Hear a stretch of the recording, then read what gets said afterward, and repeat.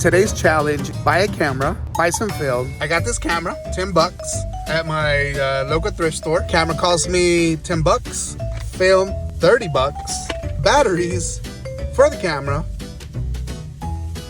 $12. So I paid like over 50 bucks just to get started. So bought the wrong battery size. So I had to pay another 20 bucks. Wrong way. Doesn't that sound so pleasing? That's crazy.